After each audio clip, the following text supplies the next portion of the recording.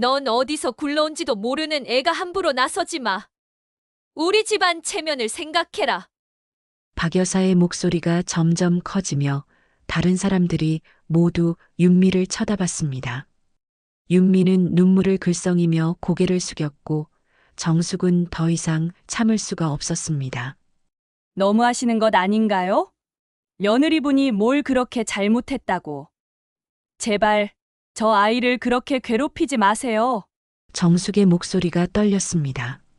도대체 무슨 일이 일어난 걸까요?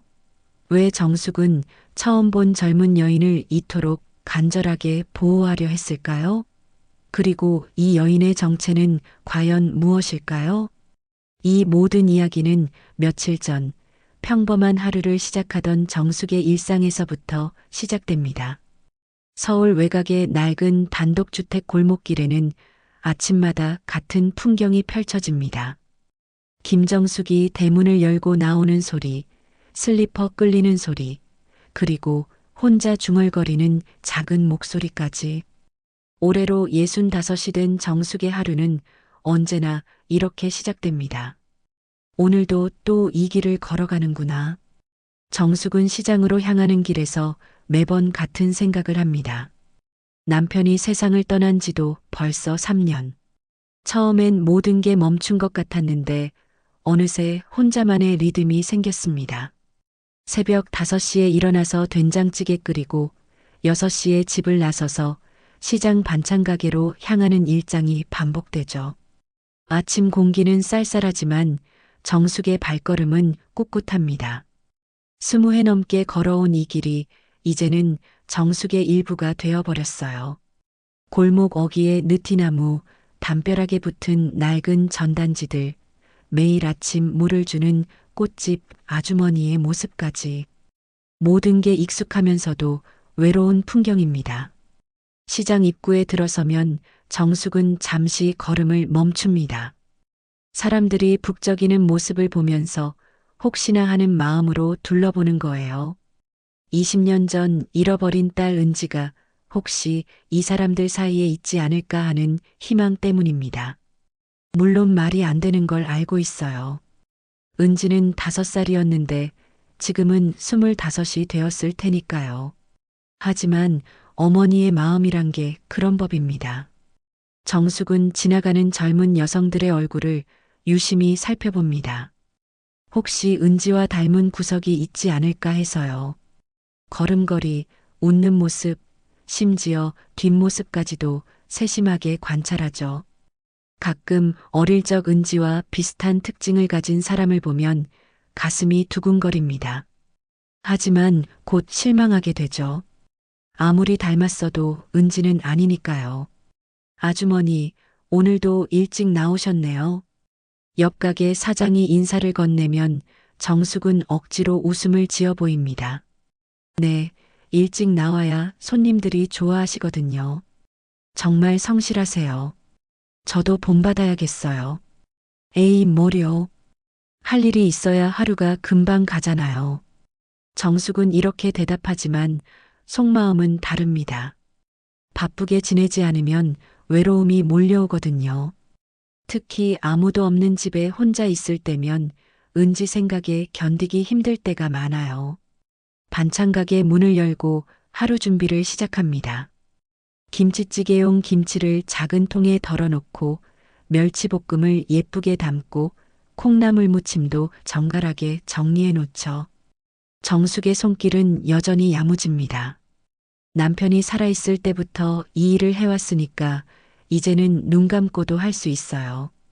반찬들을 정리하면서 정숙은 문득 옛날 생각에 잠깁니다. 은지가 어렸을 때 가게에 함께 나온 적이 있었어요. 5살이었던 은지는 작은 의자에 앉아서 정숙이 일하는 모습을 신기한 듯 바라보곤 했죠. 엄마, 저것도 맛있어 보여요. 엄마, 저 아주머니 왜 그렇게 많이 사세요? 은지의 앙증맞은 질문들이 아직도 귓가에 맴돕니다. 그때는 귀찮다고 생각했는데 지금은 그 목소리가 그리워서 견딜 수가 없어요. 첫 손님이 들어옵니다.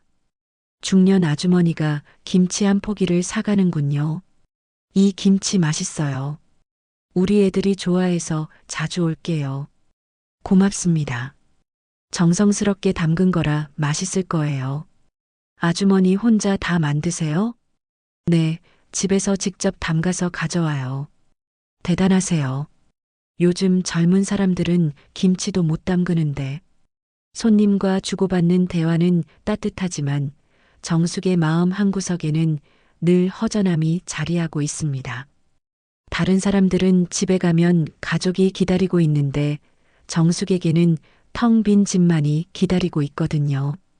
오전 내내 손님들이 이어집니다. 단골 할머니가 무나물을 사가고 직장인 아저씨가 점심 도시락 반찬을 골라가죠. 정숙은 각각의 손님들과 자연스럽게 대화를 나눕니다. 이런 순간들이 정숙에게는 소중한 위안이에요. 누군가와 이야기를 나누고 웃음을 나누는 것만으로도 하루가 조금 더 견딜만해지거든요. 점심때가 되어 잠시 쉬는 시간에 정숙은 가게 앞 플라스틱 의자에 앉아 김밥을 먹습니다. 매일 같은 편의점 김밥이지만 익숙해져서 맛있게 느껴져요. 지나가는 사람들을 바라보면서 또다시 그 익숙한 상상을 해보죠. 혹시 저 젊은 여자가 은지는 아닐까? 저 사람의 걸음걸이가 어릴 적 은지와 비슷한 것 같은데? 정숙은 특히 20대 중반으로 보이는 여성들에게 시선이 머뭅니다.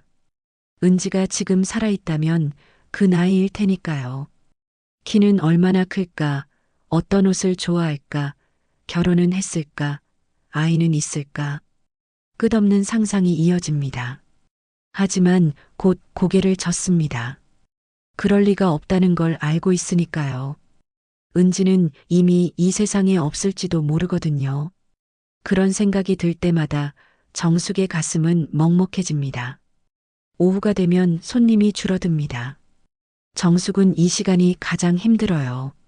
할 일이 없으니 자꾸 옛 생각이 나거든요. 은지가 사라진 그날의 기억이 선명하게 떠오릅니다. 어린이집에 데리러 갔는데 아이가 없다고 하더군요. 선생님도 다른 아이들도 은지를 본 사람이 없었어요. 마치 처음부터 없었던 아이처럼 말이죠. 그날 정숙은 미친 사람처럼 동네를 뛰어다녔습니다. 은지의 이름을 부르며 구석구석 찾아다녔죠. 하지만 은지는 어디에도 없었어요. 마치 연기처럼 사라져버린 것 같았습니다. 경찰서를 뛰어다니고 전단지를 붙이고 방송국에도 나가봤지만 소용없었습니다. 시간이 지날수록 사람들의 관심도 줄어들었고 결국 포기할 수밖에 없었어요. 남편은 그 일로 마음의 병을 얻었고 몇 년 뒤 세상을 떠났습니다. 남편이 죽기 전에 한 말이 아직도 정숙의 가슴에 박혀 있어요. 여보, 미안해. 은지를 지켜주지 못해서 미안해. 당신 잘못이 아니에요. 누구 잘못도 아니에요. 그래도 미안해. 은지 꼭 찾을 거라고 약속했는데. 남편은 그렇게 말하고 며칠 뒤 심장마비로 세상을 떠났습니다. 은지를 잃은 충격이 남편의 몸과 마음을 망가뜨린 거였어요. 저녁 무렵 장사를 정리하고 집으로 돌아가는 길에 정숙은 매번 같은 골목길을 지납니다. 예전에 은지와 함께 걸었던 그 길이에요. 엄마, 저기 강아지 있어요. 엄마, 꽃 예뻐요. 엄마, 저 아저씨 왜 그렇게 빨리 걸어요? 어린 은지의 목소리가 귓가에 맴도는 것 같습니다. 정숙은 걸음을 멈추고 깊은 숨을 들이마십니다. 이제는 그 목소리도 희미해져 가고 있어요. 시간이 지날수록 은지의 기억이 흐려지는 게 가장 무서워요. 집에 들어서면 정적이 정숙을 맞이합니다. 전기를 켜고 신발을 정리하고 하루 번 돈을 세어보는 일상적인 동작들이 이어지죠. 오늘은 10만 원 조금 넘게 벌었네요. 혼자 살기에는 충분한 돈이지만 기쁘지 않습니다. 함께 기뻐할 사람이 없거든요. 저녁은 간단하게 라면 하나로 때웁니다. 혼자 먹는 밥상에 정성을 들일 이유가 없거든요. 가끔 은지가 좋아했던 계란 후라이를 올려주곤 하는데 그럴 때면 더 외롭습니다. 밤이 되면 정숙은 거실 소파에 앉아 텔레비전을 켭니다. 드라마든 뉴스든 상관없어요. 그냥 소리가 있었으면 좋겠어서 켜놓는 거죠. 가끔 드라마에서 가족이 함께 식사하는 장면이 나오면 채널을 돌립니다. 보기가 힘들거든요. 특히 어린아이가 나오는 프로그램은 절대 볼 수 없어요. 은지 생각이 나서 눈물이 나거든요. 그래서 요즘은 주로 뉴스나 시사 프로그램만 보게 됩니다. 잠자리에 들기 전에 정숙은 꼭 하는 일이 있습니다. 벽장을 열고 은지의 어릴 적 사진을 꺼내보는 거예요. 노란 원피스를 입고 환하게 웃고 있는 5살 은지의 모습이 사진 속에 그대로 남아 있습니다. 사진을 보면서 정숙은 은지에게 하루 있었던 일을 이야기해 줍니다. 은지야, 오늘도 엄마는 너를 생각했어. 시장에서 예쁜 아가씨를 보면 혹시 너가 아닐까 하고 계속 보게 되더라. 엄마는 여전히 너를 기다리고 있단다. 어디에 있든지 건강하게만 살아있었으면 좋겠어. 정숙은 사진을 가슴에 꼭 안고 눈을 감습니다. 며칠 뒤 정숙은 평소와 다른 소식을 듣게 됩니다. 동네에서 오랫동안 알고 지낸 이노인이 세상을 떠났다는 소식이었어요. 이노인은 이 동네의 터줏대감 같은 분이었습니다. 젊었을 때부터 이 일대에서 사업을 하시며 동네 사람들을 많이 도와주셨던 분이죠. 정숙 씨, 이노인 어르신 돌아가셨대요. 시장에서 과일 가게를 하는 순자가 안타까운 표정으로 말합니다. 어머, 정말요?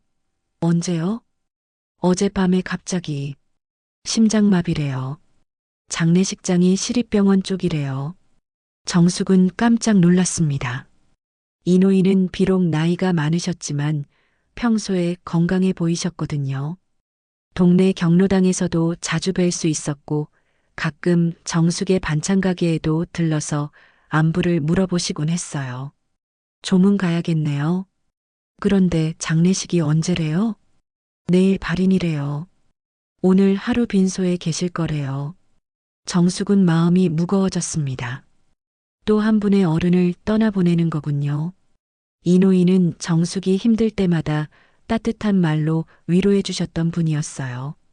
은지가 사라졌을 때도 함께 걱정해 주시고 남편이 돌아가셨을 때도 장례비까지 도움을 주셨던 고마운 분이었습니다. 그날 저녁 정숙은 집에서 검은 한복을 꺼냈습니다. 남편 장례식 때 입었던 한복이었어요. 옷장 깊숙이 넣어두었는데 다시 꺼내니 마음이 착잡해집니다. 이 옷을 입을 때마다 슬픈 일이 생기는 것 같아서 보기 싫었거든요. 한복을 입고 거울을 보니 얼굴이 많이 늙었다는 생각이 듭니다. 주름이 깊어졌고 머리카락도 많이 새어버렸어요. 세월이 이렇게 빨리 지나간다는 게 실감이 납니다. 다음 날 아침 정숙은 일찍 일어나서 장례식장으로 향했습니다. 시립병원 장례식장은 집에서 버스로 1시간 정도 걸리는 곳이었어요. 평소보다 일찍 나선 길이라 버스 안은 한산했습니다. 버스 창문으로 보이는 거리 풍경을 바라보면서 정숙은 이노인과의 추억들을 떠올렸습니다. 은지가 어렸을 때 이노인이 사탕을 주시며 귀여워하시던 모습, 남편이 사업에 실패했을 때 묵묵히 도움의 손길을 내밀어 주시던 모습들이 선명하게 기억납니다. 장례식장에 도착하니 벌써 많은 사람들이 와 있었습니다. 이노인의 인덕이 얼마나 좋았는지 알 수 있었어요. 정숙은 접수대에서 조의금을 내고 분향소로 향했습니다. 분향소에는 향 냄새가 가득했습니다. 국화꽃으로 장식된 제단 위에 이노인의 영정사진이 놓여 있었어요. 사진 속의 이노인은 온화한 미소를 짓고 계셨습니다. 정숙은 향을 피우고 절을 올리면서 마음속으로 인사를 드렸습니다. 어르신, 그동안 정말 고생 많으셨어요. 저희를 많이 도와주셔서 감사했습니다.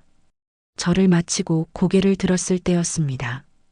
정숙의 시선이 옆에 서 있던 젊은 여인에게 머물렀어요. 검은 상복을 입고 조용히 서 있는 여인의 모습이 눈에 들어온 거죠. 순간 정숙의 심장이 크게 뛰었습니다. 그 여인의 옆모습이 너무나 익숙했거든요. 높지 않은 키, 갸름한 얼굴선, 그리고 어깨를 살짝 구부정하게 하고 서 있는 자세까지 모든 게 어릴 적 은지를 연상시켰습니다. 정숙은 혹시나 해서 그 여인을 더 자세히 살펴봤습니다. 나이는 20대 중반쯤 되어 보였고 얼굴은 창백하면서도 단정했어요. 눈썹이 진하고 입술은 작고 오목한 게 정말 은지와 닮았습니다. 설마 정숙은 속으로 중얼거리면서 가슴이 두근거리기 시작했습니다. 20년 동안 수없이 그려왔던 은지의 모습이 바로 저런 게 아닐까 하는 생각이 든 거예요. 정숙은 그 여인이 누구인지 궁금해서 주변 사람들에게 슬쩍 물어봤습니다. 저분이 누구시죠? 아, 저분요? 고인의 며느리래요. 윤미라고 하던데. 며느리요? 네, 둘째 아들 며느리래요. 결혼한 지는 얼마 안 됐다고 하더라고요. 정숙은 더욱 놀랐습니다. 윤미라는 이름도 생소했지만 더 중요한 건 그 여인이 고인의 며느리라는 사실이었어요. 그렇다면 이 동네와 인연이 있는 사람이라는 뜻이니까요. 정숙은 윤미를 계속 관찰했습니다. 윤미는 다른 가족들과는 조금 떨어져서 서 있었어요. 시어머니로 보이는 나이든 여자분과 함께 있었는데 둘 사이의 분위기가 어색해 보였습니다. 특히 시어머니는 윤미를 차갑게 대하는 것 같았어요. 윤미가 뭔가 말을 하려고 하면 고개를 돌려버리거나 아예 무시하는 듯한 모습을 보였거든요. 윤미는 그런 대우를 받으면서도 참고 있는 것 같았습니다. 정숙은 윤미의 모습을 보면서 마음이 아팠습니다. 저렇게 어린 나이에 시집와서 저런 대우를 받고 있다니. 게다가 시아버지마저 돌아가신 상황에서 얼마나 외롭고 힘들까 싶었어요. 하지만 그보다도 정숙의 마음을 더 흔드는 건 윤미의 얼굴이었습니다. 볼 때마다 은지가 떠올랐거든요. 특히 윤미가 고개를 숙이고 있을 때의 모습은 어릴 적 은지가 혼날 때의 모습과 똑같았어요. 정숙은 용기를 내서 윤미에게 다가가고 싶었습니다. 직접 얼굴을 보고 확인하고 싶었어요. 하지만 장례식장이라는 엄숙한 분위기 때문에 선뜻 나서지 못했습니다. 그때 시어머니가 윤미에게 뭔가 말을 하는 모습이 보였습니다. 목소리는 들리지 않았지만 표정으로 봐서는 좋은 말이 아닌 것 같았어요. 윤미는 고개만 끄덕이면서 아무 말도 하지 않았습니다. 정숙은 그 광경을 보면서 마음이 더욱 복잡해졌습니다. 만약 저 아이가 정말 은지라면 20년 동안 그렇게 찾던 딸이 바로 저기 있다면? 하지만 동시에 불안한 마음도 들었어요. 혹시 자신의 착각일지도 모르니까요. 정숙은 윤미의 손을 유심히 봤습니다. 은지가 어렸을 때 오른손 검지에 작은 흉터가 있었거든요. 넘어지면서 생긴 상처였는데 지금도 남아있을 거예요. 하지만 거리가 너무 멀어서 자세히 볼 수가 없었습니다. 조문객들이 계속 들어오면서 분향소는 더욱 붐볐습니다. 정숙은 윤미를 놓치지 않으려고 계속 주시하고 있었어요. 윤미는 여전히 시어머니 옆에서 조용히 서 있었습니다. 그런데 갑자기 윤미가 고개를 들었습니다. 그리고 정숙과 눈이 마주쳤어요. 순간 정숙은 숨이 멎는 것 같았습니다.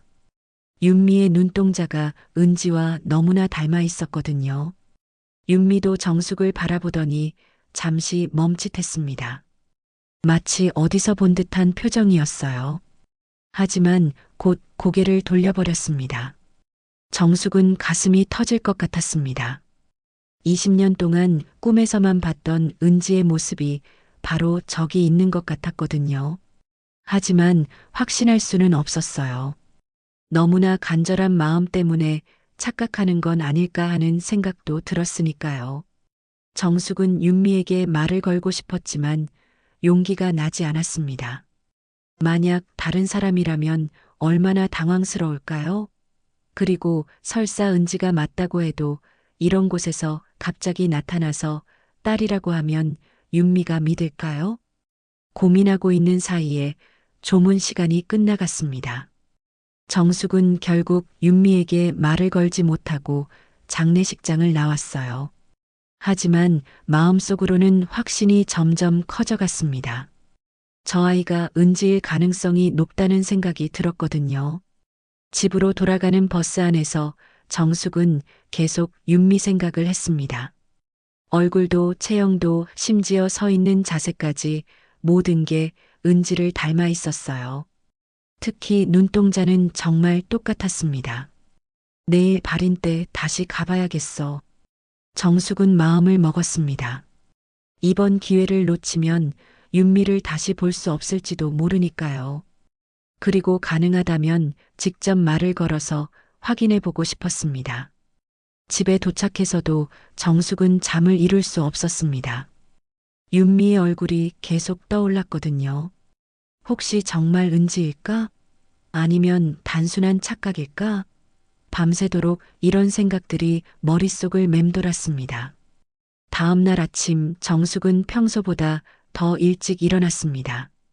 밤새 뒤척이다가 제대로 잠을 못 잤거든요. 윤미의 얼굴이 계속 떠올라서 도저히 잠들 수가 없었어요. 혹시 정말 은지일까 하는 생각과 단순한 착각일까 하는 생각이 번갈아 가며 머릿속을 어지럽혔습니다. 발인은 오전 10시였습니다. 정숙은 어제와 같은 검은 한복을 다시 입고 서둘러 장례식장으로 향했어요. 버스 안에서도 마음이 진정되지 않았습니다. 오늘은 꼭 윤미와 이야기를 나눠봐야겠다고 다짐했거든요. 장례식장에 도착하니 발인 준비가 한창이었습니다. 상주들이 바쁘게 움직이고 있었고 조문객들도 속속 모여들고 있었어요. 정숙은 윤미를 찾기 위해 주변을 둘러봤습니다. 윤미는 장례식장 한편에 혼자 서 있었어요. 어제보다 더 창백해 보였고 눈가가 빨갛게 부어 있는 걸 보니 많이 울었나 봅니다. 검은 상복을 입은 윤미의 모습은 더욱 약해 보였어요.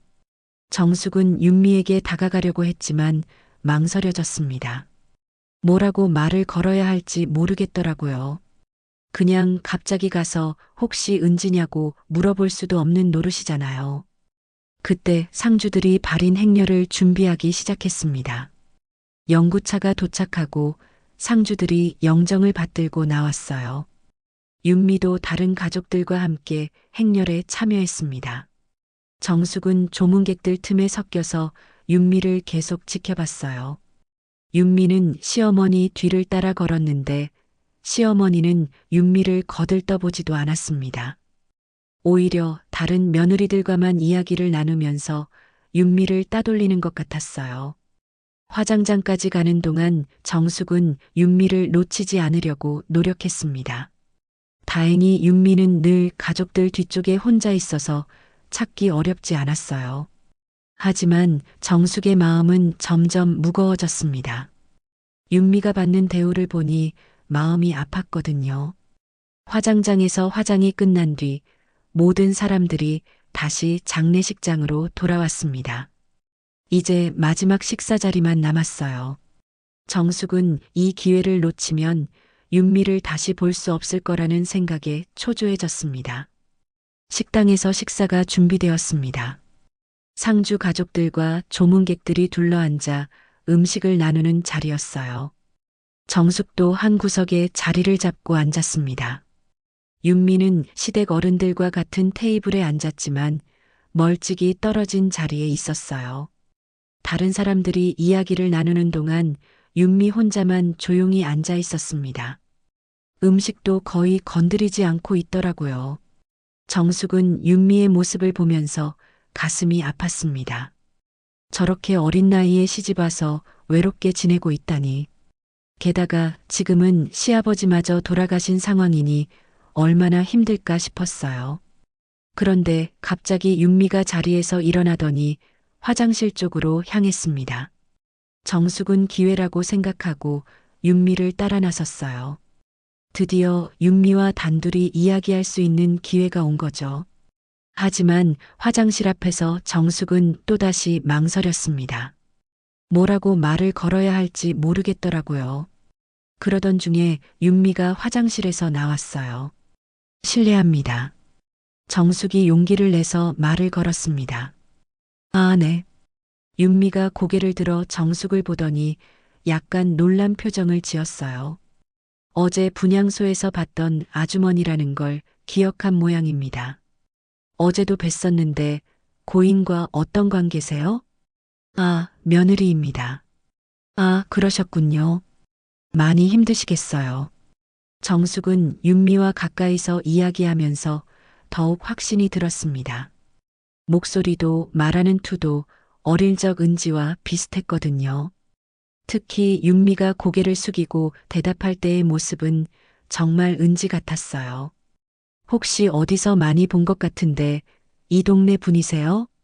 정숙이 조심스럽게 물어봤습니다. 아니요, 저는 다른 동네에서 살다가 결혼하고 이쪽으로 왔어요. 아, 그렇군요. 그런데 어린 시절은 어디서 보내셨어요?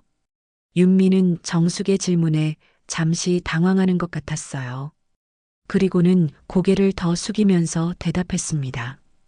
그건 잘 기억이 안 나요. 정숙의 가슴이 뛰기 시작했습니다. 기억이 안 난다는 게 무슨 뜻일까요? 혹시 어릴 때 무슨 일이 있었던 건 아닐까요? 그때 윤미의 시어머니가 나타났습니다. 윤미야, 거기서 뭐하니? 빨리 와서 뒷정리 도와줘. 시어머니의 목소리는 차가웠습니다. 윤미는 정숙에게 죄송하다는 표정을 지으며 서둘러 돌아갔어요. 정숙은 윤미를 따라 식당으로 돌아왔습니다.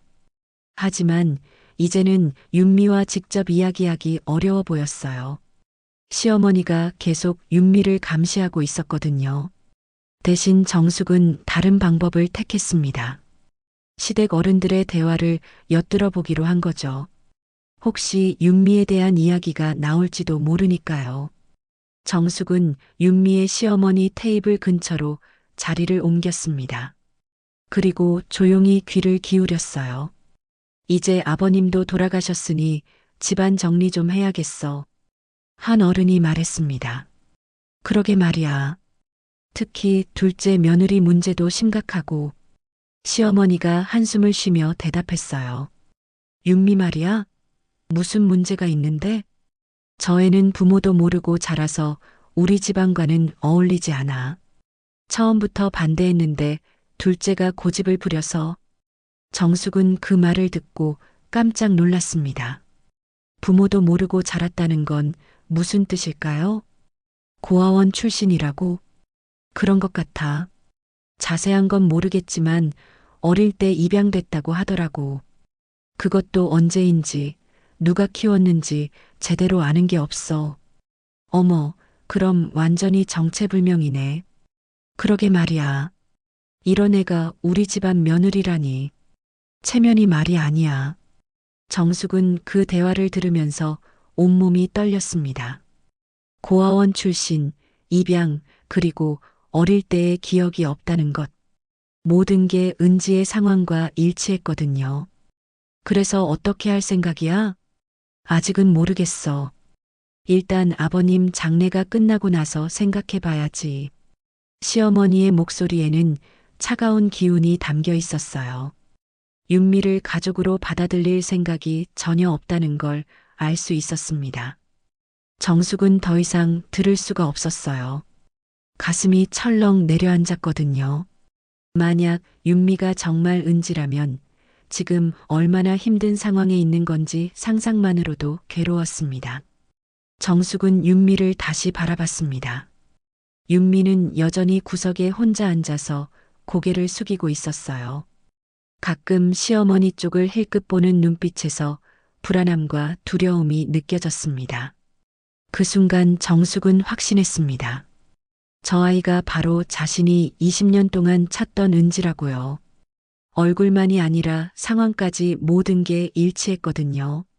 정숙은 당장이라도 달려가서 윤미를 안아주고 싶었습니다. 그리고 이제 괜찮다고, 엄마가 찾아왔다고 말해주고 싶었어요. 하지만 함부로 행동할 수는 없었습니다.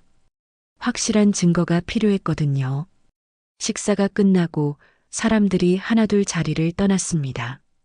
윤미도 시댁 식구들과 함께 나가더라고요. 정숙은 윤미를 놓치고 싶지 않아서 멀찍이 따라 나섰습니다. 주차장에서 윤미 가족이 차에 타는 모습을 봤어요. 윤미는 맨 마지막에 차에 탔는데 시어머니는 윤미와 같은 차에 타지 않더라고요. 윤미 혼자 남편과 함께 다른 차에 탔습니다. 차들이 떠나는 걸 보면서 정숙은 복잡한 심정이었어요. 드디어 은지를 찾았다는 기쁨과 동시에 은지가 처한 현실에 대한 걱정이 앞섰거든요. 이제 어떻게 해야 하지? 정숙은 혼자 중얼거리면서 깊은 생각에 빠졌습니다. 윤미가 은지라는 확신은 들었지만 어떻게 접근해야 할지 막막했어요. 무엇보다 윤미를 시댁의 차가운 시선으로부터 보호해야 한다는 생각이 들었습니다. 집으로 돌아가는 길에 정숙의 마음은 복잡했습니다. 20년 만에 딸을 찾았다는 기쁨보다는 딸이 겪고 있을 고통에 대한 걱정이 더 컸어요. 하지만 포기할 수는 없었습니다. 이제라도 은지를 찾았으니 꼭 되찾아와야겠다고 다짐했습니다. 집으로 돌아온 정숙은 며칠 동안 윤미 생각만 했습니다. 시장에서 장사를 하면서도 집에서 혼자 있을 때도 계속 윤미의 얼굴이 떠올랐어요. 특히 시댁에서 받는 차가운 대우를 생각하면 가슴이 아팠습니다. 정숙은 윤미를 다시 만나고 싶었지만 방법을 찾을 수가 없었어요. 어디에 사는지도 모르고 연락처도 없었거든요. 그렇다고 해서 무작정 찾아다닐 수도 없는 노릇이었습니다. 그러던 중에 좋은 소식이 들려왔어요. 동네 사람들이 이노인의 49제를 지낸다는 이야기를 한 거예요. 장례식이 끝난 지 일주일 뒤에 절에서 추도식을 한다고 했습니다. 정숙 씨도 가실 거죠? 이노인 어르신이 그렇게 동네 사람들 챙겨주셨는데. 순자가 말했습니다. 네, 당연히 가야죠. 언제 하는데요? 이번 주 토요일 오후 2시래요. 시립공원 옆 대원사에서. 정숙은 기뻤습니다. 49제에는 가족들이 참석할 테니까 윤미도 올 가능성이 높았거든요. 드디어 윤미를 다시 만날 기회가 생긴 거였어요. 토요일이 되자 정숙은 일찍부터 준비를 시작했습니다. 검은 옷을 차려입고 향까지 준비해서 절로 향했어요. 가는 길에 마음이 두근거렸습니다. 과연 윤미를 만날 수 있을까요? 대원사에 도착하니 이미 여러 사람들이 와 있었습니다. 법당 안에는 이노인의 위패가 모셔져 있었고 스님이 독경을 하고 계셨어요. 정숙은 뒤쪽에 자리를 잡고 앉아서 윤미를 기다렸습니다. 1시간 정도 지났을 때 윤미 가족이 도착했어요. 시어머니를 비롯해서 여러 명이 함께 왔는데 윤미는 역시 맨 뒤에 혼자 따라오고 있었습니다. 검은 치마에 흰 블라우스를 입은 윤미의 모습은 수수하면서도 단정했어요. 정숙은 윤미를 보자마자 가슴이 뛰기 시작했습니다. 며칠 만에 다시 보는 윤미의 얼굴이 더욱 은지같이 느껴졌거든요. 이번에는 꼭 제대로 이야기를 나눠봐야겠다고 다짐했습니다. 추도식이 끝나고 사람들이 법당 밖으로 나왔습니다. 절 마당에서는 간단한 다과 시간이 마련되어 있었어요. 정숙은 이 기회를 놓치지 않으려고 윤미에게 다가갔습니다. 안녕하세요. 지난번 장례식장에서 뵈었죠. 정숙이 조심스럽게 말을 걸었습니다. 아, 네. 안녕하세요. 윤미가 고개를 숙이며 인사했어요. 목소리가 작고 조심스러웠습니다. 많이 힘드셨을 텐데 이렇게 또 오시느라 고생하셨어요. 아니에요. 당연한 일이니까요. 정숙은 윤미와 이야기하면서 더욱 확신이 들었습니다. 말투며 표정이며 모든 게 어린 적 은지와 닮아 있었거든요. 특히 윤미가 대답할 때 살짝 고개를 기울이는 습관은 정말 은지 그대로였어요. 결혼 생활은 어떠세요? 적응하기 힘들지 않나요? 정숙이 좀 더 깊은 이야기를 꺼내려고 했습니다. 그냥 괜찮아요. 윤미의 대답은 짧았지만 정숙은 눈빛에서 힘겨움을 읽을 수 있었어요. 억지로 괜찮다고 하는 것 같았거든요. 혹시 친정 부모님은 어디에 계세요? 많이 보고 싶으시겠어요? 정숙이 조심스럽게 물었습니다. 윤미의 얼굴이 순간 어두워졌어요. 저는 부모님이 안 계세요. 아, 그러시구나. 그럼 어릴 때는 누가 키워주셨어요? 양부모님이 키워주셨는데 몇 년 전에 돌아가셨어요. 정숙의 가슴이 뛰었습니다. 양부모라는 말은 입양을 뜻하는 거잖아요. 점점 더 은지일 가능성이 높아지고 있었습니다. 그럼 정말 외로우시겠어요. 의지할 가족이 없으니까.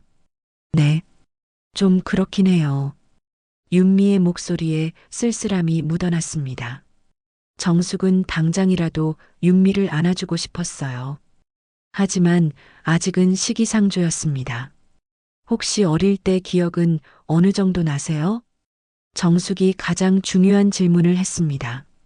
잘 기억이 안 나요. 5살 이전 기억은 거의 없어요. 정숙은 숨이 멎는 것 같았습니다. 5살 이전 기억이 없다니. 은지가 사라진 게 5살 때였거든요.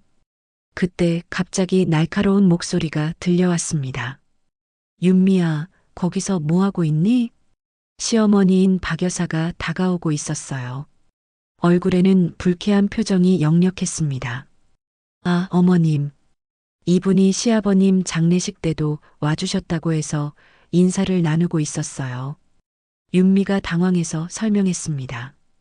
박 여사는 정숙을 위아래로 훑어보더니 시큰둥한 표정을 지었어요. 그래, 고맙긴 하지만 이제 그만하고 와. 집에 가야 해. 네, 어머님. 윤미가 고개를 숙이며 대답했습니다. 정숙은 윤미가 시어머니를 대하는 모습을 보면서 마음이 아팠어요. 완전히 눈치를 보며 사는 것 같았거든요. 잠깐만요. 정숙이 용기를 내서 말했습니다. 윤미 씨와 조금 더 이야기하고 싶은데요.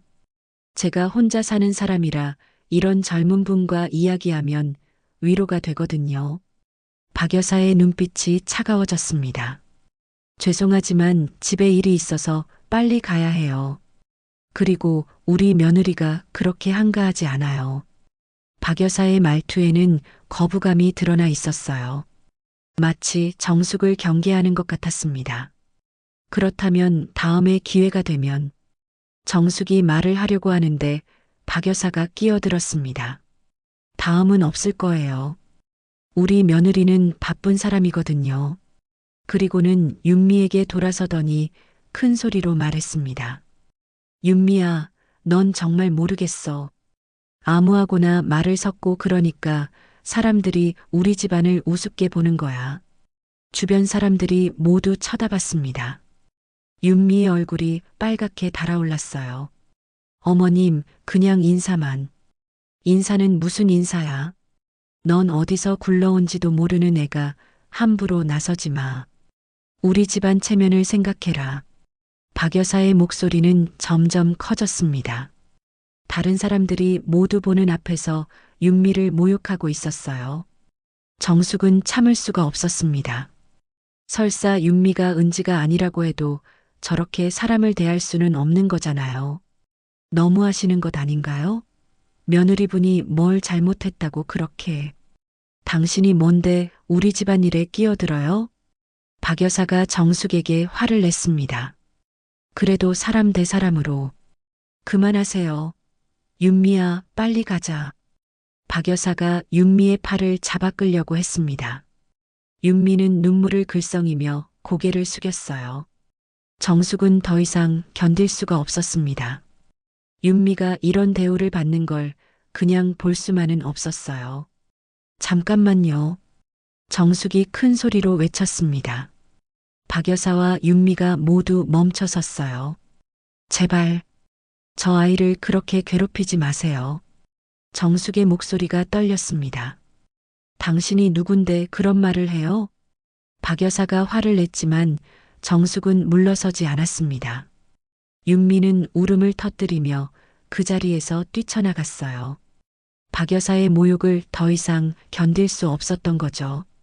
윤미 씨, 정숙이 윤미를 부르며 뒤따라갔습니다. 박 여사가 뭐라고 소리쳤지만 들리지 않았어요. 정숙은 윤미를 쫓아 절 입구까지 나갔습니다. 윤미는 벤치에 앉아서 울고 있었어요. 윤미 씨, 정숙이 조심스럽게 다가갔습니다. 왜 저한테 그렇게 해주세요? 윤미가 눈물을 흘리며 물었어요. 그냥 마음이 아파서요. 정숙이 윤미 옆에 앉았습니다. 저는 정말 아무것도 아닌 사람이에요. 어디서 왔는지도 모르고 부모도 없고 그런 게 중요한 게 아니에요. 정숙이 윤미의 어깨를 감쌌습니다. 20년 만에 딸을 안는 것 같아서 가슴이 벅찼어요. 혹시 정숙이 떨리는 목소리로 말했습니다. 혹시 어릴 적 이름이 은지였나요? 윤미의 눈동자가 크게 흔들렸습니다. 혹시 은지야? 정숙의 목소리는 간절했습니다. 윤미는 정숙을 바라보더니 격하게 고개를 저었어요. 아니에요. 저는 그런 사람 아니에요. 윤미가 소리치며 자리에서 일어났습니다. 윤미 씨, 제발. 아니라고 했잖아요. 윤미는 울음을 터뜨리며 그 자리에서 달아나 버렸습니다. 정숙은 그 모습을 바라보며 무너져 내렸어요. 윤미가 절에서 뛰쳐나간 지 며칠이 지났습니다. 정숙은 그날 이후 윤미 생각에 잠도 제대로 못 이뤘어요. 윤미의 마지막 모습이 계속 떠올랐거든요. 그렇게 절망에 찬 표정으로 달아나는 모습을 보니 가슴이 찢어지는 것 같았습니다. 정숙은 시장에서 장사를 하면서도 계속 윤미 걱정을 했어요. 혹시 시댁에서 더 심하게 괴롭히는 건 아닐까? 윤미가 상처받고 있는 건 아닐까? 그런 생각들이 머릿속을 맴돌았습니다. 그러던 어느 날 오후 순자가 급하게 정숙의 가게로 찾아왔어요. 정숙 씨, 큰일 났어요. 무슨 일이에요? 이노인 둘째 며느리 말이에요.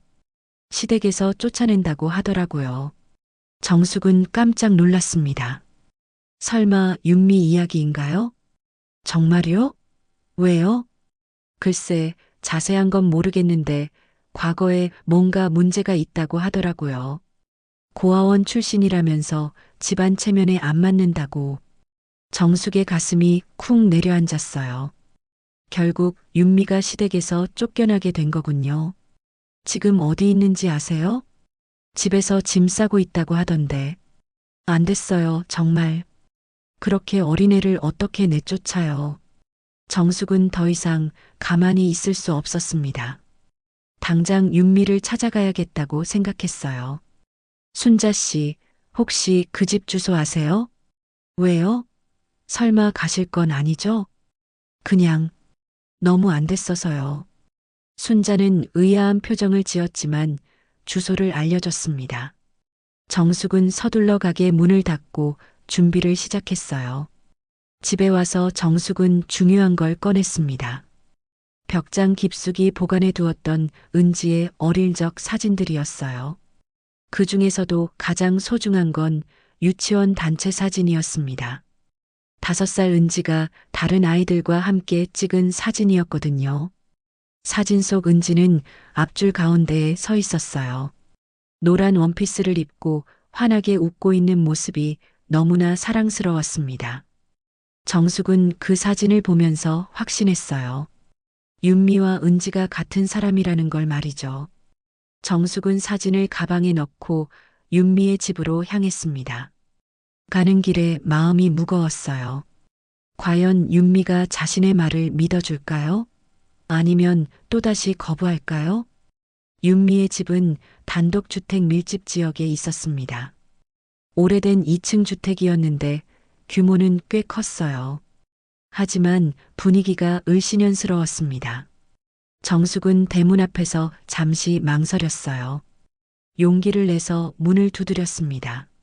안에서 발소리가 들리더니 문이 열렸어요. 윤미가 나타났는데 얼굴이 완전히 망가져 있었습니다. 울다 지친 것 같았어요. 아, 아주머니? 윤미가 놀란 표정으로 정숙을 바라봤습니다. 윤미 씨, 안녕하세요. 어떻게 여기를? 소식을 들었어요. 많이 힘들죠? 윤미의 눈가가 다시 붉어졌어요.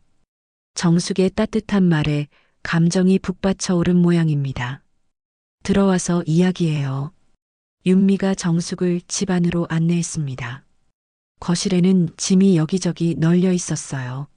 서랍에서 꺼낸 옷가지들과 생활용품들이 박스에 담겨져 있었습니다. 정말 나가시는 거예요? 네. 더 이상 여기 있을 수 없어요. 윤미의 목소리는 체념에 차 있었어요. 시어머님이 뭐라고 하셨나요? 제 과거를 다 캐내셨어요.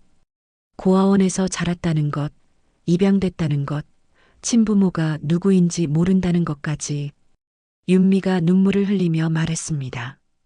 그래서 집안 체면에 안 맞으니까 나가라고 하셨어요. 남편도 저를 감싸주지 못했어요. 정숙은 가슴이 아팠습니다. 윤미가 얼마나 외롭고 절망스러웠을까요? 윤미 씨, 잠깐 이것 좀 봐주세요. 정숙이 가방에서 유치원 사진을 꺼냈습니다. 윤미는 의아한 표정으로 사진을 받아들었어요. 이건 뭐예요? 제 딸 은지의 유치원 사진이에요. 윤미가 사진을 자세히 들여다보더니 얼굴이 하얗게 질렸어요. 사진 속 소녀와 자신이 너무나 닮아 있었거든요. 이것이 윤미 씨, 이 사진 속 아이가 바로 당신이에요. 정숙이 떨리는 목소리로 말했습니다. 아니에요. 우연히 닮은 거예요. 윤미가 사진을 정숙에게 돌려주려고 했습니다. 우연이 아니에요. 당신이 바로 제 딸 은지예요. 아니라고 했잖아요. 윤미가 소리쳤지만 목소리가 떨리고 있었어요. 윤미 씨, 아니 은지야. 정숙이 윤미의 손을 잡았습니다. 5살 때 기억이 없다고 했죠? 그때 당신이 사라졌어요. 어린이집에서 갑자기 사라져버렸어요. 말도 안 돼요. 저는 그냥 버려진 아이예요. 버려진 게 아니에요. 누군가가 당신을 데려간 거예요. 정숙의 목소리가 커졌습니다. 20년 동안 품어왔던 억울함이 터져 나오는 것 같았어요. 엄마는 당신을 버린 적 없어요. 단 하루도 당신을 잊은 적이 없었어요. 엄마. 윤미의 눈동자가 흔들렸습니다. 그래요, 엄마예요. 당신의 친엄마. 정숙이 윤미를 꼭 안아주려고 했지만 윤미가 뒤로 물러섰어요. 저는 저 같은 사람이 어머니 딸일 리 없어요. 윤미가 눈물을 흘리며 말했습니다. 왜 그런 말을 해요? 저는 아무것도 아닌 사람이에요. 어디서 왔는지도 모르고 가족도 없고 이제는 갈 곳도 없어요. 윤미의 목소리는 절망에 차 있었어요. 그런 말하지 마세요. 당신은 제 소중한 딸이에요. 아니에요. 저는 그런 자격 없어요. 윤미가 흐느끼며 고개를 젓고 있었습니다. 시댁에서 받은 모욕과 상처가 너무 깊었던 거예요. 정숙은 더 이상 참을 수 없었습니다. 윤미가 이렇게 자신을 비하하는 걸 보니 가슴이 찢어지는 것 같았어요. 은지야. 정숙이 윤미를 꼭 껴안았습니다. 내가 널 버린 게 아니야. 엄마가 널 버린 게 아니라고. 정숙은 오열하기 시작했습니다. 20년 동안 참아왔던 눈물이 터져 나왔어요. 20년 동안 하루도 편한 날이 없었어. 너를 찾기 위해 얼마나 뛰어다녔는지 몰라. 아주머니, 아주머니가 아니야. 엄마야, 너의 엄마라고. 정숙의 목소리는 절규에 가까웠습니다. 엄마는 널 절대 포기하지 않았어. 살아있다면 언젠가 만날 수 있을 거라고 믿었어. 윤미도 정숙의 품에서 울기 시작했어요. 마음 깊은 곳에서 뭔가 울컥해 오르는 걸 느꼈거든요. 하지만 확실하지 않잖아요. 윤미가 흐느끼며 말했습니다. 확실해요. 엄마가 알아. 엄마가 널 모를 리 없어. 정숙이 윤미의 얼굴을 두 손으로 감쌌습니다. 이 얼굴, 이 눈, 이 목소리. 모든 게 내 딸 은지야. 정말 저예요? 윤미의 목소리는 떨리고 있었어요. 반신반의하면서도 간절히 믿고 싶어하는 마음이 느껴졌습니다. 그래, 넌 내 딸이야. 내가 세상에서 가장 사랑하는 딸. 정숙은 윤미를 더욱 꼭 안아주었습니다. 20년 만에 다시 안는 딸의 체온이 너무나 따뜻했어요. 엄마, 정말 엄마예요? 윤미가 작은 목소리로 물었습니다. 그래, 엄마야. 너의 친엄마.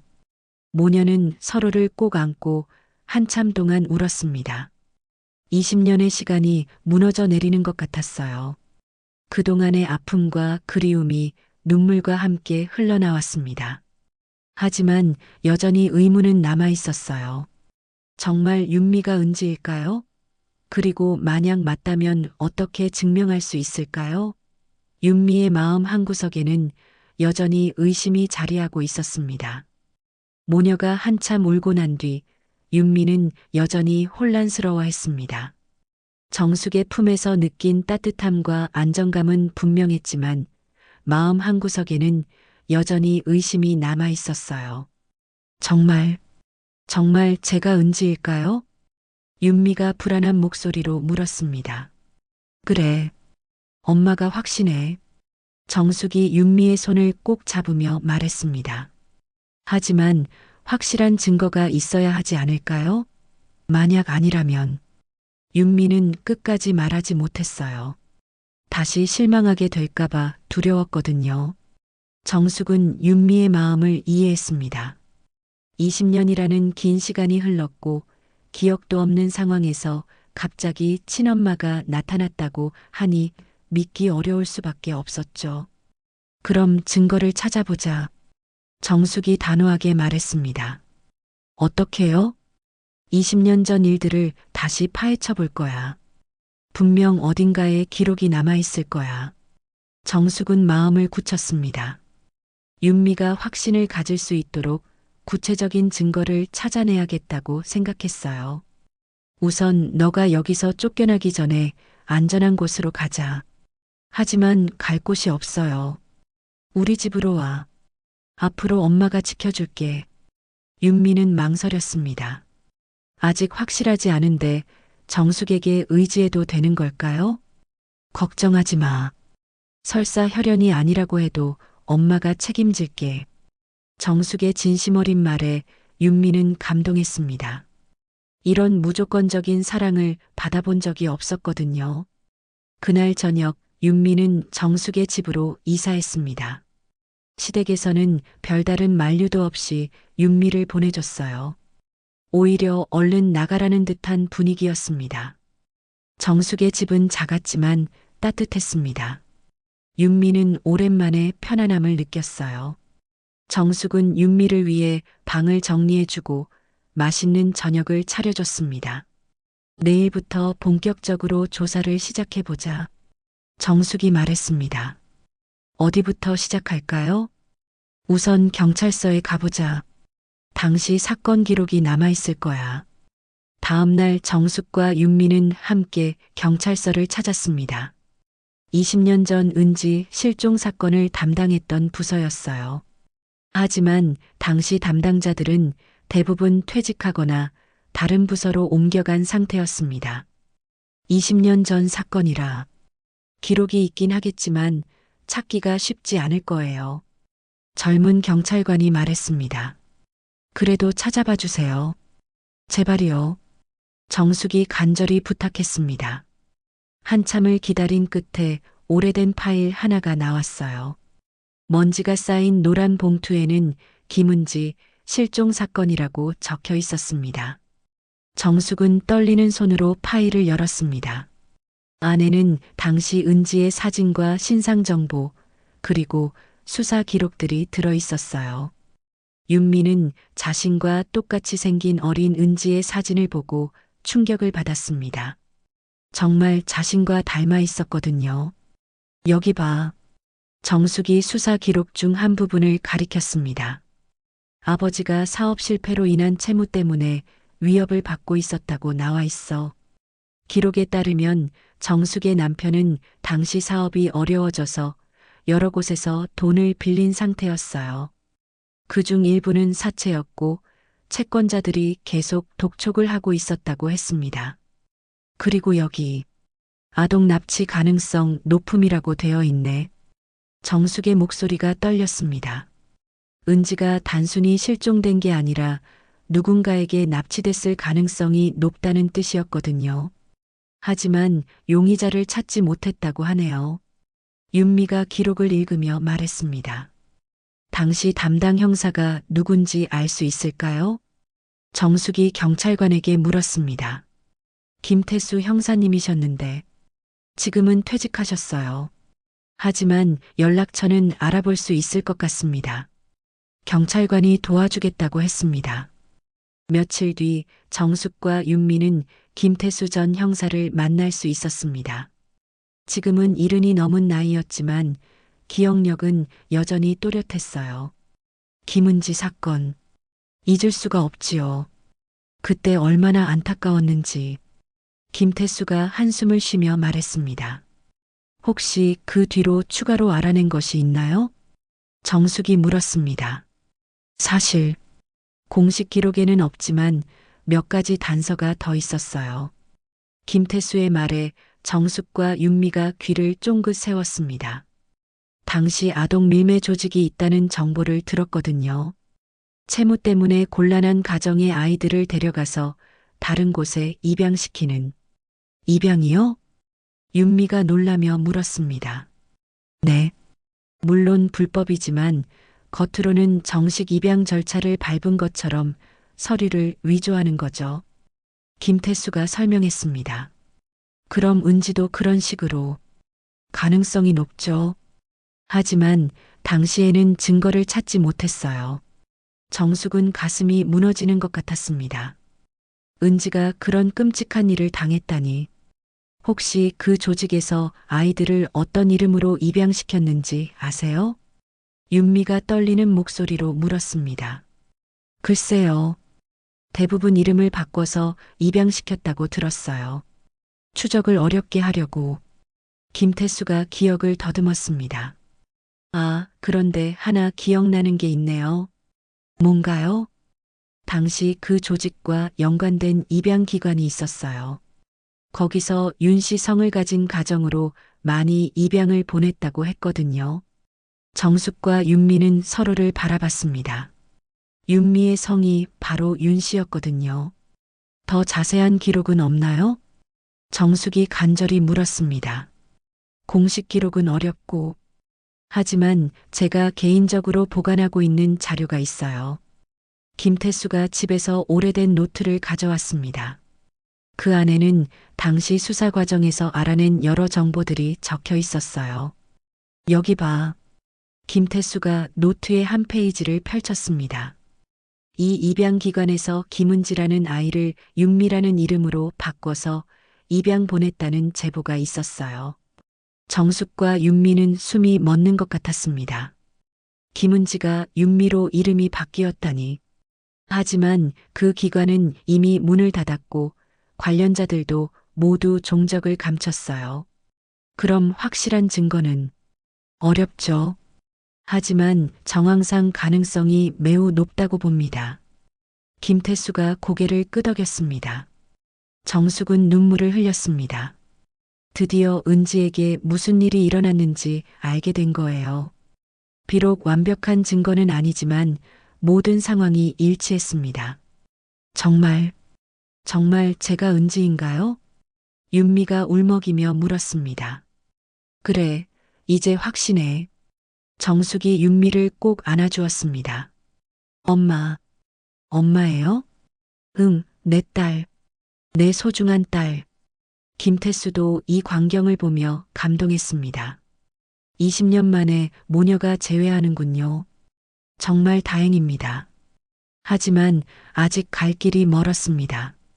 비록 서로를 찾았지만 시댁 사람들을 설득해야 했고 윤미의 상처도 치유해야 했어요. 무엇보다 20년의 공백을 메워나가야 했습니다. 정숙은 마음속으로 다짐했습니다. 이제라도 은지를 찾았으니 평생 지켜주겠다고. 그동안 받은 상처를 모두 치유해주겠다고. 김태수와의 만남 이후 며칠이 지났습니다. 정숙과 윤미는 더 확실한 증거를 찾기 위해 노력하고 있었어요. 하지만 20년이라는 시간이 너무 길어서 대부분의 기록들이 사라져버린 상태였습니다. 그러던 어느 날 윤미가 자신의 짐을 정리하다가 중요한 걸 발견했어요. 엄마, 이것 좀 봐주세요. 윤미가 작은 목걸이를 들고 왔습니다. 가늘은 금사슬에 조그만 펜던트가 달린 목걸이였어요.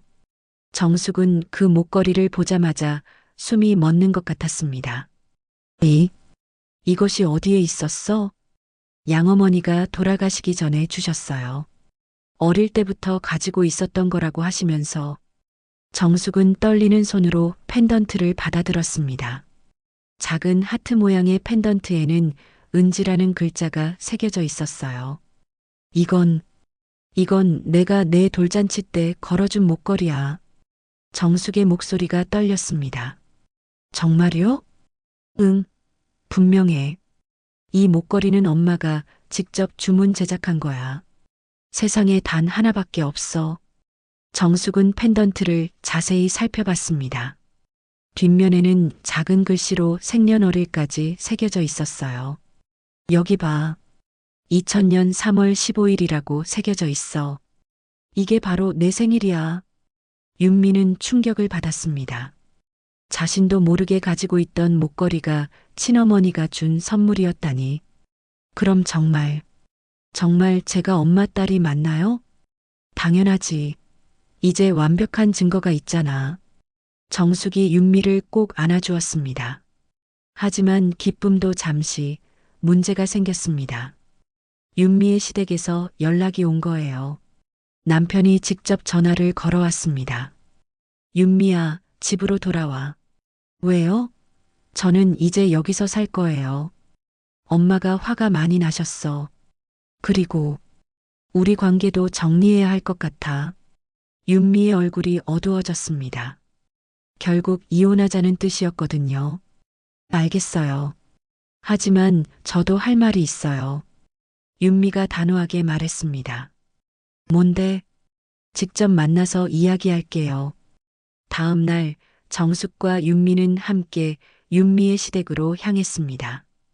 정숙은 펜던트를 가지고 가면서 마음을 단단히 먹었어요. 이번에는 절대 물러서지 않겠다고 다짐했습니다. 시댁에 도착하니 박 여사를 비롯해서 시댁 식구들이 모두 모여 있었습니다.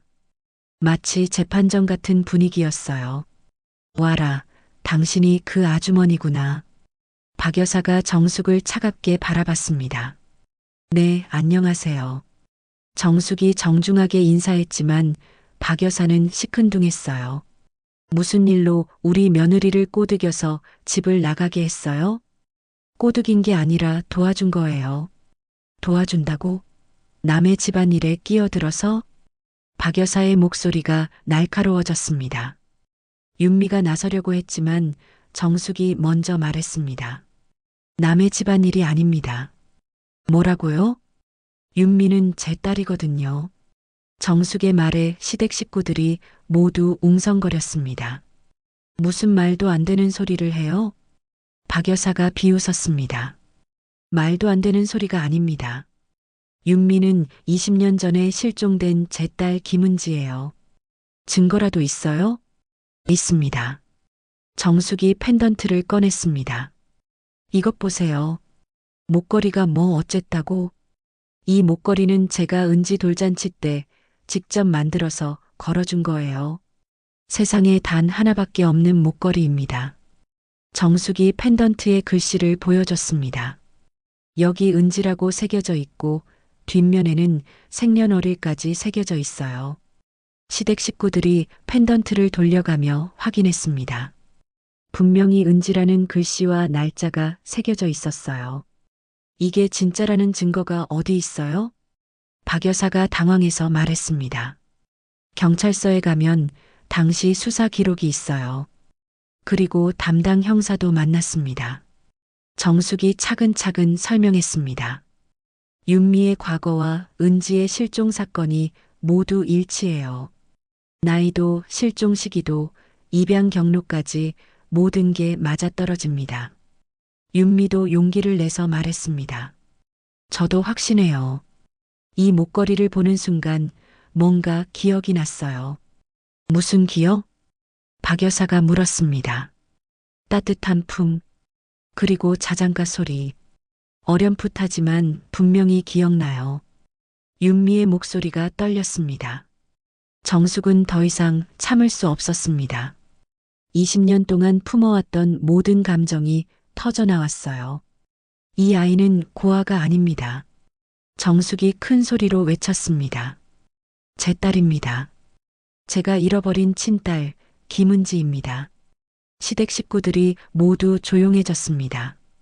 정숙의 절규 같은 외침에 압도된 거였어요.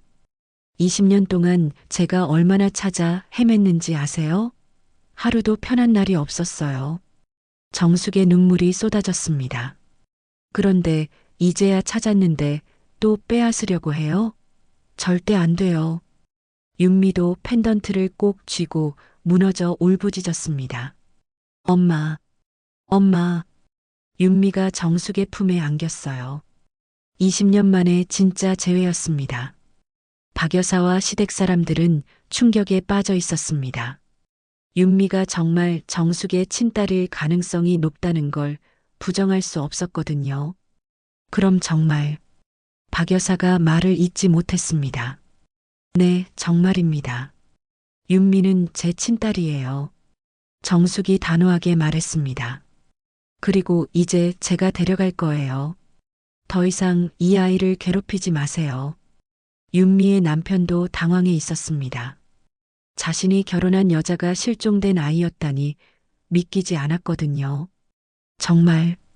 정말 그런 거예요? 남편이 윤미에게 물었습니다. 미안해요. 저도 몰랐어요. 윤미가 고개를 숙이며 말했습니다. 하지만 이제 알았으니까 엄마와 함께 살 거예요.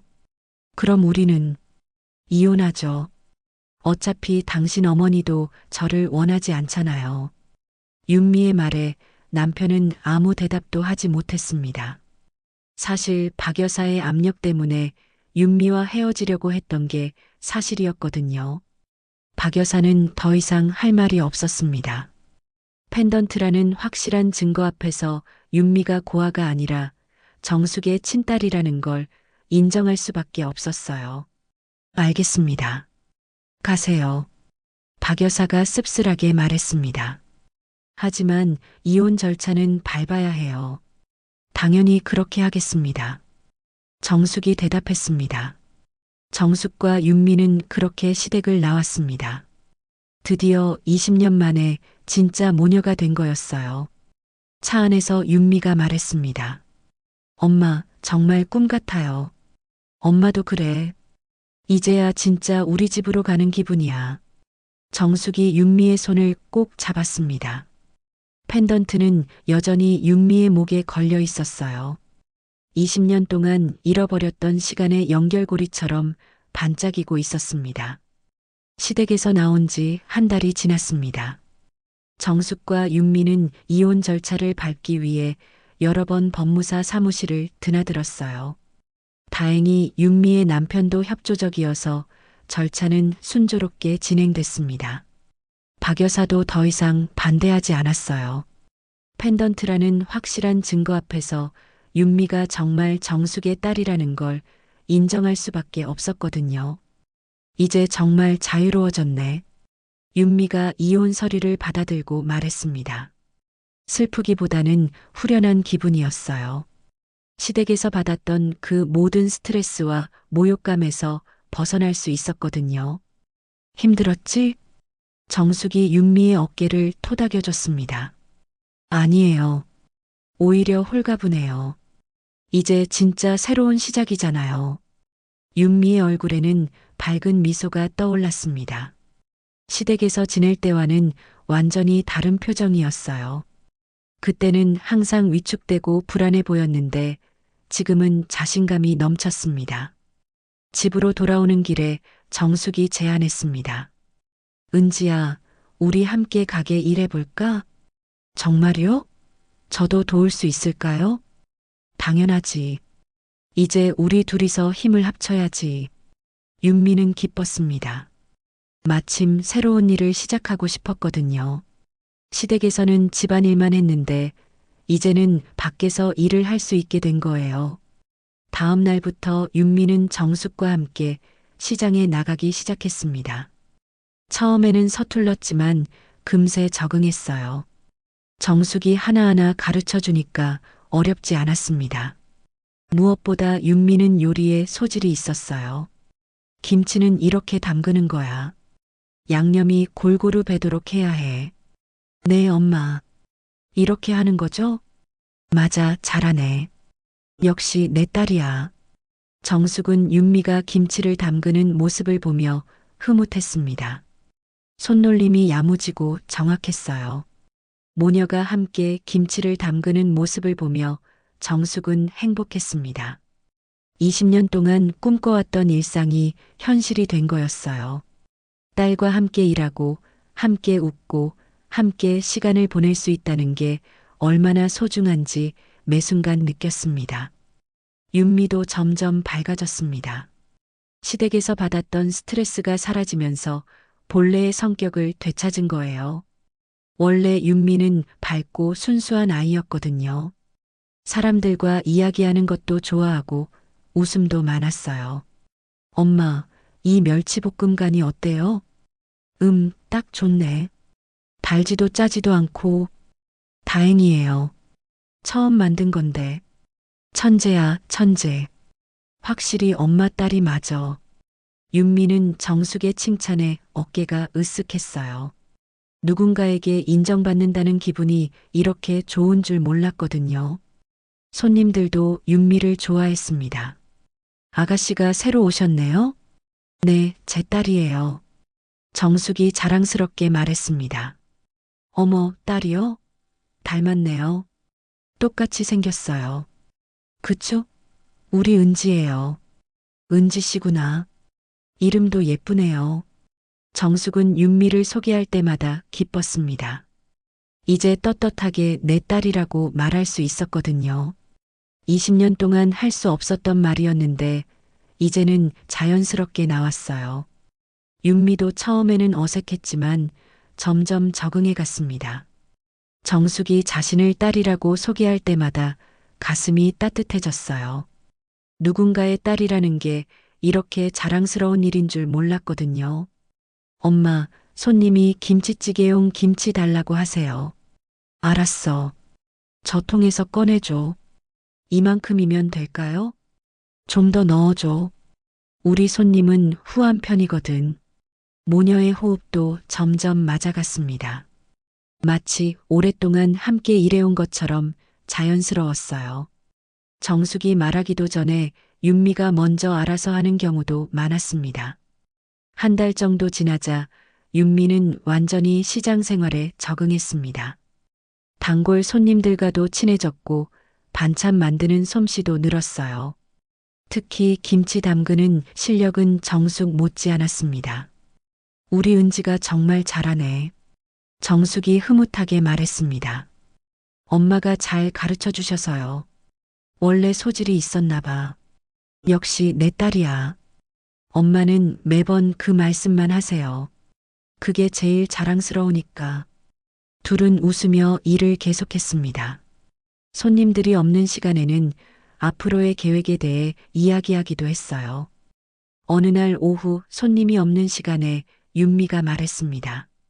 엄마, 제가 기억을 되찾을 수 있을까요? 글쎄, 어릴 때 일이니까 힘들 수도 있어. 하지만 중요한 건 지금이야. 정숙이 윤미의 손을 잡았습니다. 과거보다는 앞으로가 더 중요해. 우리 함께 새로운 추억 만들자. 네, 엄마. 그게 더 좋을 것 같아요. 윤미가 고개를 끄덕였습니다. 과거의 기억보다는 지금의 행복이 더 소중했어요. 어린 시절의 기억은 사라졌지만 지금부터 만들어갈 추억들이 더 중요하다는 걸 깨달았습니다. 계절이 바뀌어 가을이 되었습니다. 시장 앞 가로수들이 노랗게 물들기 시작했어요. 정숙과 윤미는 매일 같은 시간에 시장에 나와서 같은 일을 했지만 전혀 지루하지 않았습니다. 함께 있다는 것만으로도 행복했거든요. 엄마, 저 정말 행복해요. 윤미가 반찬을 정리하면서 말했습니다. 엄마도 그래. 이런 날이 올 줄 몰랐어. 정숙의 얼굴에는 평온한 미소가 떠올랐습니다. 20년 동안 잃어버렸던 평화를 되찾은 기분이었어요. 어느 날 저녁 집으로 돌아가는 길에 윤미가 말했습니다.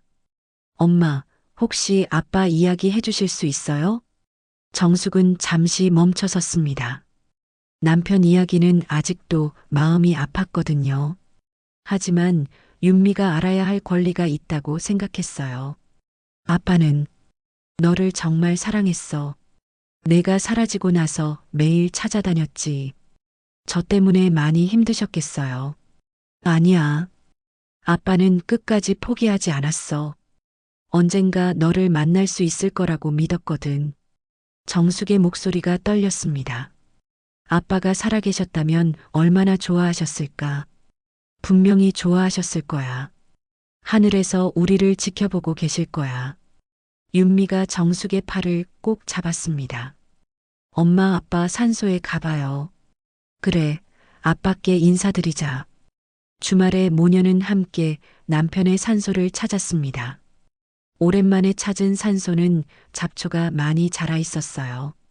정숙과 윤미는 함께 풀을 뽑고 산소를 정리했습니다. 여보, 은지 데려왔어. 정숙이 묘비 앞에서 말했습니다. 이제야 찾았어. 우리 딸 찾았다고. 윤미도 무릎을 꿇고 절을 올렸습니다. 아버지, 안녕하세요. 늦게 찾아뵈어서 죄송해요. 정숙은 눈물을 흘렸습니다. 남편에게 약속을 지켰다는 안도감이 들었어요. 이제 걱정하지 마세요. 제가 엄마 잘 돌봐드릴게요. 윤미가 묘비를 쓰다듬으며 말했습니다. 산소에서 내려오는 길에 정숙이 말했습니다. 아빠도 이제 마음 편히 쉬실 거야. 네, 그러시겠어요. 겨울이 오고 또 봄이 왔습니다. 정숙과 윤미는 변함없이 시장에서 반찬 가게를 운영했어요. 이제는 단골 손님들이 일부러 찾아올 정도로 인기가 많아졌습니다. 윤미의 손맛이 더해지면서 반찬들이 더욱 맛있어진 거예요. 어머님, 오늘도 김치 포장해 주세요. 네, 얼마나 드릴까요? 윤미가 능숙하게 손님을 응대했습니다. 우리 은지가 정말 똑똑해. 정숙이 자랑스럽게 말했습니다. 어머님 따라하는 게 잘하네요. 역시 모녀 사이는 달라요. 손님들도 모녀의 사이좋은 모습을 보며 흐뭇해했어요. 점심시간이 되어 잠시 쉬는 시간에 정숙은 가게 앞 의자에 앉았습니다. 윤미는 안에서 정리를 하고 있었어요. 정숙은 윤미의 등을 바라보며 생각했습니다. 작년 이맘때만 해도 혼자서 이 자리에 앉아 있었는데 지금은 딸과 함께 있다니 정말 꿈 같았어요. 하늘이 정말 자신을 버리지 않았구나 하는 생각이 들었습니다. 엄마, 뭐 생각하세요? 윤미가 나와서 옆에 앉았습니다. 그냥 감사한 생각. 뭐가요? 하늘이 날 버리지 않았구나 싶어서. 정숙이 윤미의 손을 잡았습니다. 이제라도 내 품에 돌아와줘서 고맙다, 은지야. 엄마. 윤미의 눈가가 촉촉해졌습니다. 저야말로 고마워요. 엄마를 만나서 정말 행복해요. 앞으로도 계속 함께 해줄 거지? 당연하죠. 엄마 곁을 떠날 생각 없어요. 정숙은 마음 깊은 곳에서 감사함이 올라왔습니다. 20년 동안의 긴 기다림이 헛되지 않았구나. 포기하지 않기를 잘했구나. 윤미도 정숙의 손을 꼭 잡았습니다. 20년 동안 느껴보지 못했던 어머니의 사랑을 이제야 알게 됐어요. 늦었지만 이제라도 만날 수 있어서 정말 다행이었습니다. 은지야, 사랑해. 저도 사랑해요, 엄마. 장례식장에서 흘렸던 그 눈물은 이제 기쁨의 눈물로 바뀌었습니다. 그때의 절망은 지금의 희망이 되었고 외로움은 따뜻한 사랑으로 채워졌어요. 봄바람이 따뜻하게 불어왔습니다. 시장 앞 가로수에는 새싹이 돋아나고 있었어요. 정숙과 윤미는 서로의 손을 꼭 잡고 앉아 있었습니다. 봄볕이 따뜻하게 내리쬐는 시장 앞에서 마침내 찾은 행복을 만끽하고 있었어요. 20년. 그 긴 시간의 끝에서 만난 두 사람. 포기하지 않은 어머니와 돌아온 딸의 이야기였습니다. 여러분은 어떠셨나요? 이런 감동적인 이야기가 마음에 드셨다면 구독 버튼을 꾹 눌러주시고 좋아요와 댓글로 여러분의 마음을 전해주세요. 여러분의 작은 관심 하나하나가 더 좋은 이야기를 만들어가는 큰 힘이 됩니다.